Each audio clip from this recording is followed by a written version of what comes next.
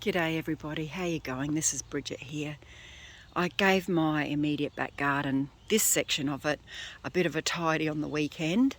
Cut back the Achillea, cut back the feverfew, cut back some salvias, and it's given the swan plant a little bit more room to breathe. We haven't got any butterfly larvae on there yet. The marigold, Mexican marigold Tagaste, that's growing really well. The verbena, well, that's just self-seeded everywhere, so I'm going to be able to sell some of those. And oh, it smells beautiful, that passion fruit marigold there. It's just gorgeous. And then this is our sedum. So the sedum is probably our success story every single summer and autumn. They're just so reliable. So this one's called Autumn Joy. I sell these plants and they grow really good in the full sun. You can see there it's a nice and sturdy structure. It's going up really well. This one here has fallen over because I got in here in my big buffer feet. I bumped the bloomin' thing because the wallflower has just gone crazy. So I'm going to try and propagate that by striking it, and then I'll be able to cut that back because they, perennials are great because they're long lasting, but they also can just sort of get bigger and bigger and bigger. And once they start sprawling, they lose their appeal as well, I think. But this does give masses of flowers. There may even be one still left on the bush. They flowered pretty much all year round. I'm going to come around this way. There's one of the belladonnas. There's a little bit left of the real dark buddleia. Here we go.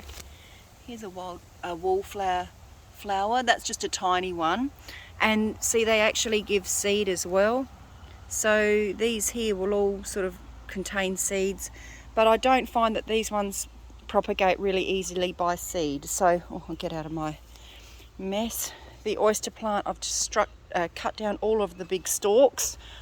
The acanthus mollusk, it's like, really big tall spikes, and I've cut that right back. That will die down over winter and then it will come back up again. It's amazing. The leaf and the flowers actually amazing to use in floral work, although they do have a little bit of a spike on them, so you have to be careful. So the newer leaves are nicer.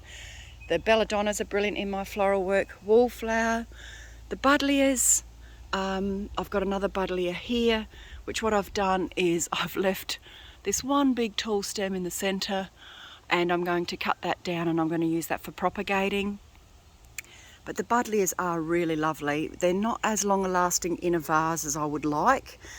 What else have I got here? We've got the honey bush that I cut right back, and that's this one here, which has beautiful flowers, but this can get really invasive. And this is only quite a small garden section, so I don't want it to be hogging everything. So I've cut that right back down to the stems down there, and I'm going to use those hollow canes to create some bug hotels around the garden.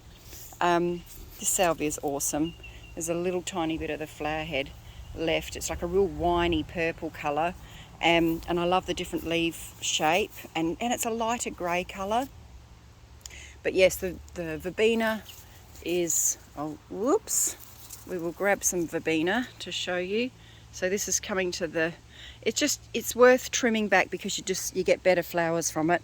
And then I've got seed down here. I've actually got some babies, so I'll be able to nurture them and sell them on because they are just terrific to put in people's gardens. They add I love it because they do add a lovely swaying effect in a garden. So you can see some nicer specimens just here in front of me. This one here's gone too straggly, and I think it's because it's in the shade. So when we plant the sedums in the full sun, they stand nice and straight. And as soon as they come over to this section here, there's an old swimming pool that was just a blow-up swimming pool. A bit crappy, it didn't work real well, so I don't think we'll be using that again. But yeah, this is what happens when the sedum are in the shade. They get really, really scrappy and sort of fall. They fall over. So this area here, they're very reliable. They come back every year, and I've got them in there with some irises. All the irises flower. But everything just needs a bit of a tidy up, because as you can see, my path, I do have a path in there, but it's getting lost in amongst the sedum and the irises. And this look here, I don't think is real sightly. I know that the flowers, look, they're massive flowers. So they're going to get heavy and they fall. And then that's probably nature's way of spreading the seeds and continuing the generations on so that they can go out further and further, like lots of plants do, to throw their seed. This is like the old spike, the stalks, when they're completely dried off, they go hollow. They're actually they're very easy to look after, really. But I don't like this messy stage. So I've let them go like that so I can use them for my flowers. But I'm thinking that along here, I'm going to move them out of here and put more shade-loving plants and just stick to putting them in a real full sun area. As you can see, they just look so much nicer, I think. Yeah, what else? So we've got this is a passion fruit smelling Tagagaste, I think that's what it's called. There's the verbena again. Butterflies love that. The wallflower, the belladonna, really dark buddleia that I've trimmed back. We've got verbascin or mullein, which is just lovely. There's a lot of health benefits for that plant, and it's just gone off to seed, and I'm letting them dry so that I can spread some seed around. And then in here, oh look, see, I don't know, maybe it's nothing to do with the shade, but I think when they just get a bit too top heavy, out they go, they fall. So this one actually doesn't meet the sort of idea that I was thinking, that it's just to do with the shade. So I wonder if it's when it has to compete with other plants. I think they just get heavy. But basically, look at this. I mean, this is massive stem. This is a massive head of flowers. And if I pull this one out, which I'll do now, that's actually a plant. Look, I've got another plant there that I can pot up and sell. So when I'll put it here. Oh, you're a big bopper. When I put it there next to the tank, you can see how tall that is. But when I actually plant that up, I'll cut it back to here, and that's how I'll plant it up. And then this bit here I'll use for floral work, maybe the nicer pieces.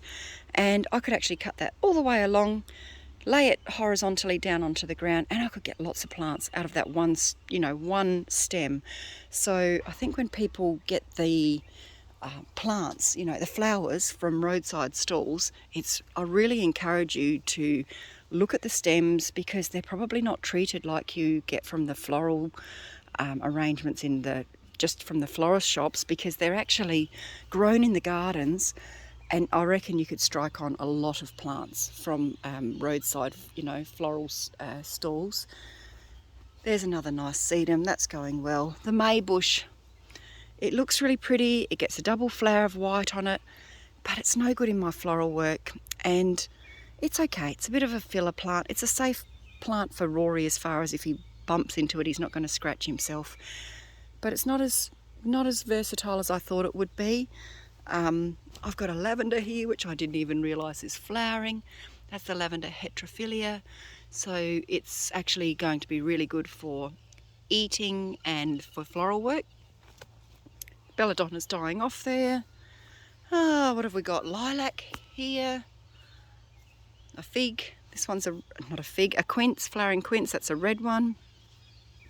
Got some dahlias here along the fence line, and we got grass, blooming grass. I've got it everywhere.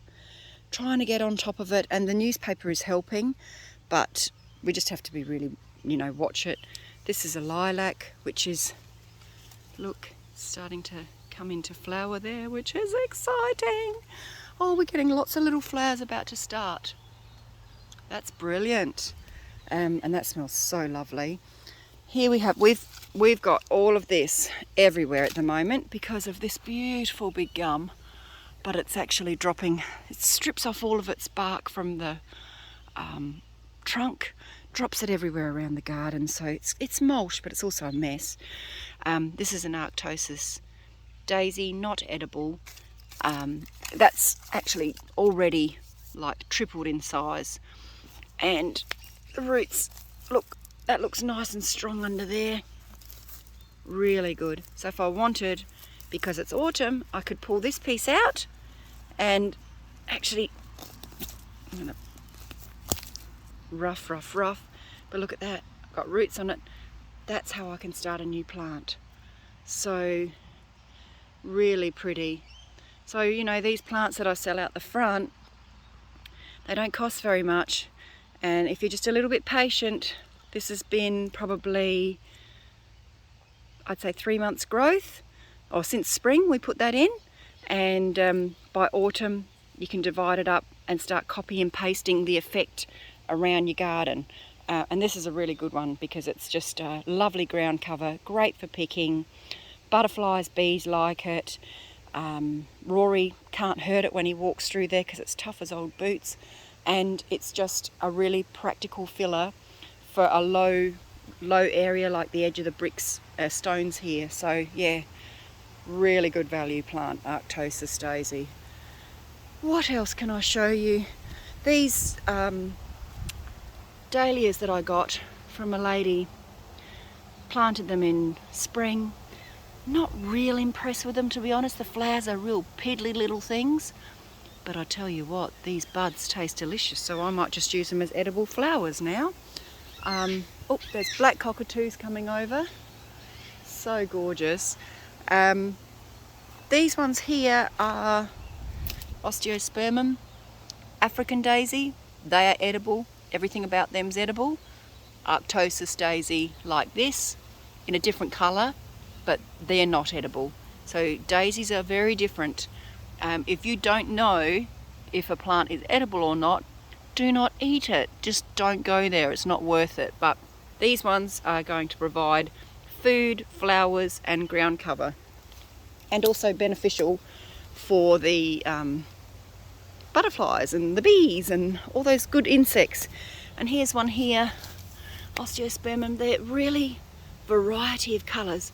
So this flower would taste like, it's a bit lettucey, carrot lettucey type taste, delicious. And now that I've seen it, it just makes me want to eat it, but I'm not going to. I'm going to let the bees or whatever have a bit of fun with that.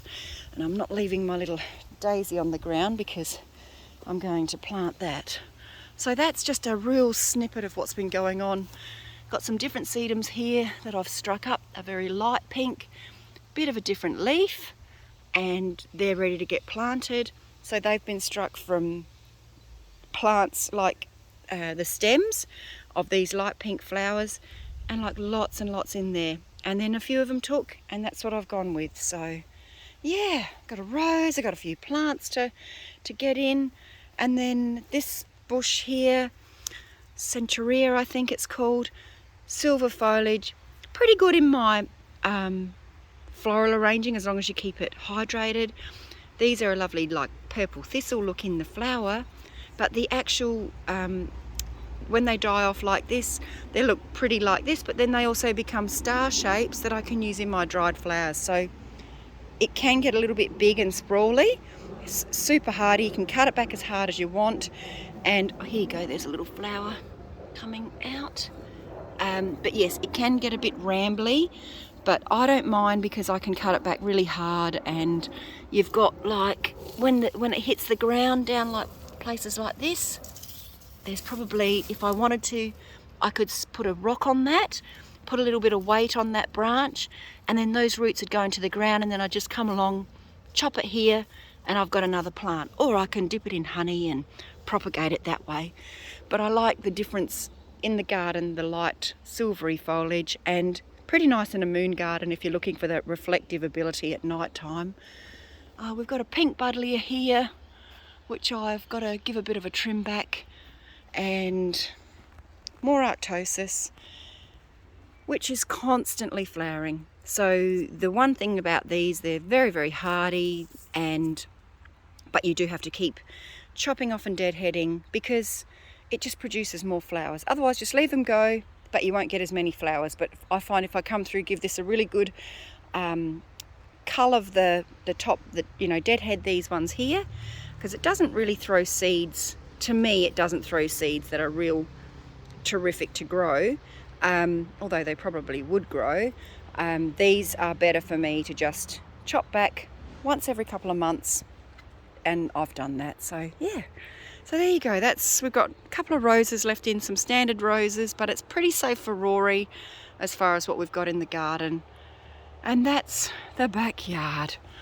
I'm hoping I can make big changes in this backyard. More colour. There were sunflowers in here in summer. There was a lot more colour, but like I've said, I've just cut it all back, and now I'm going to try and bring in some autumn colour. So I think a few pops of yellows and oranges, that would be really nice. But yeah, this sedum, while it's lasting, I'm making the most of it and thought I'd share it with you. Okie doke, guys, have a really good day. Oh, there's the tank with just succulents on it. That's going to get changed into a herb bed soon. We're getting there. We're really getting there. And over there is my picking bed, my circle picking bed, which is, I love it. That's another story.